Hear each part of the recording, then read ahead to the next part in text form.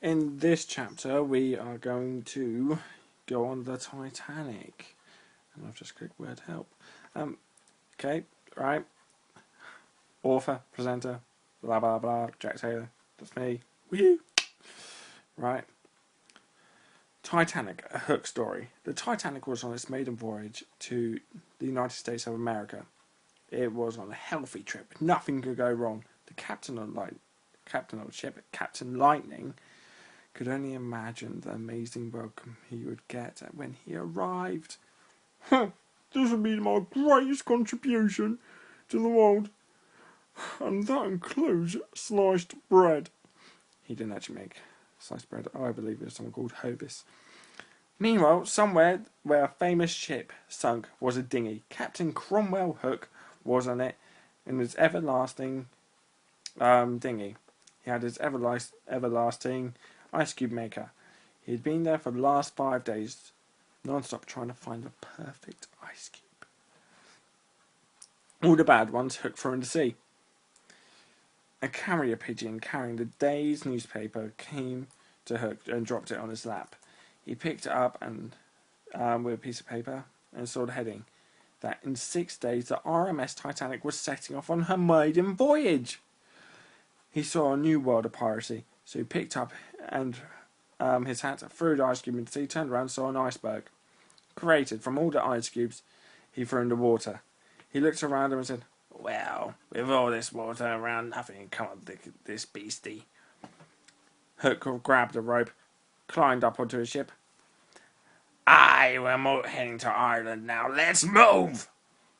6 days later, the Titanic had left Dublin and was moving at 30 knots towards America.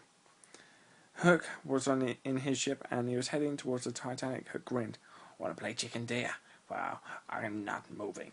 He brought out his revolver, shot the window, climbed out, and ran to the head of the ship. He counted down from 10. 10, 9, 8, 7, 6, 5, 4, 3, 2, 1.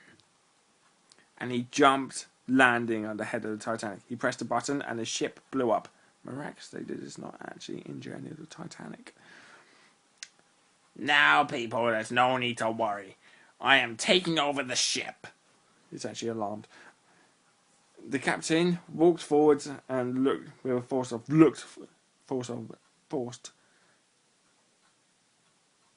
authority. "Huh, you think you can take over this job? Just jump on the Titanic, do you? Huh? Do you? Huh? Huh? Huh? Huh?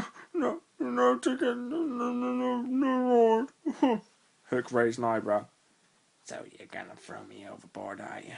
Captain Lightning was lost for words, so he turned on his heel and walked away. Hook walked to the ladder, kicked open the gate, and whispered, "Come on. Come on." The user, Carney, Dan, and Carl climbed up. Hook spun around. "And that's how you take over a ship bigger than any other." Dan turned to Hook and said, "So, this is Titanic." Hook turned and said, "That's right, Danny boy. We may have had to take on 50 ships, kill 20,000 people, destroy dreams of millions, but we will get you an A star in your history essay on why the Titanic sank." Dan grinned. "Come on, Hook, you broke into the president's boat. The only thing you could say to him was..." Dan imitated Hook. "We are deeply sorry. We will send you some grapes." Hook winked and stopped, and suddenly said, "I've got the grapes!" Dan laughed and walked forward. Hook screamed, "Stop, Daniel! We cannot ruin the future. We could alter anything whatsoever." A woman ran up and said, "Look, there's a pirate!" Hook spun around the shoulder. "Okay, now you can walk around." Dan ran and skidded through a door and saw the Titanic Captain Lightning leaning against a post, talking to this girl. Dan grabbed a long coat, top hat, and waltzed over, and heard the captain saying, "I hate the sea too." Dan stood there listening to the great Captain Lightning, then walked over to Lightning and said, "So, Captain Lightning, the ship is only moving at minimum speed. We have only just left Dublin, and we've been travelling for 2 hours." Captain Lightning spun around and declared, I'm having breakfast. Can I see someone who actually knows how to drive this boat? Huh. Just then, Hook strolled in smoking a pipe. And over here we have the main room. Yes, please, bring the bar in. Hook, the captain stormed over to her was and carried on walking. I won't pick on Hook either. Kyle walked into the captain's room, saw the uniform, measured it, saw it was a perfect fit. He grinned.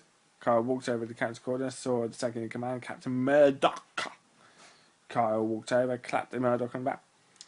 So, whatever your name is, how fast are we actually going?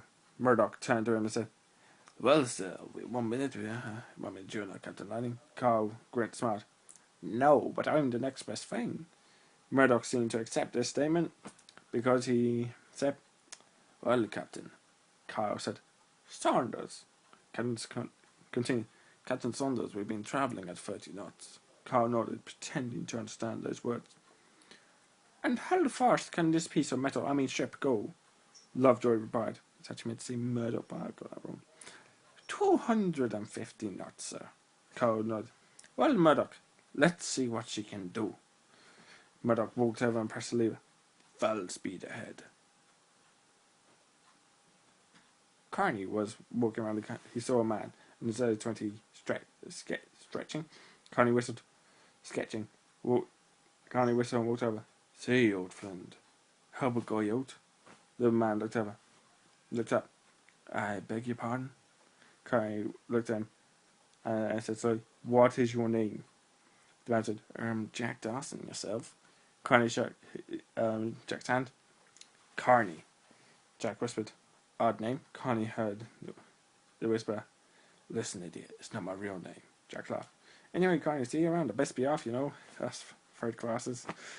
Hook looked at Captain Lightning with a look of pure rage. I would not be put in first class, you get me. Captain Lightning replied. Okay, I'll put you in second class. Hook's hand died down a bit. That's even worse. Captain Lightning shrank in the corner. Okay, I'll put you in first class.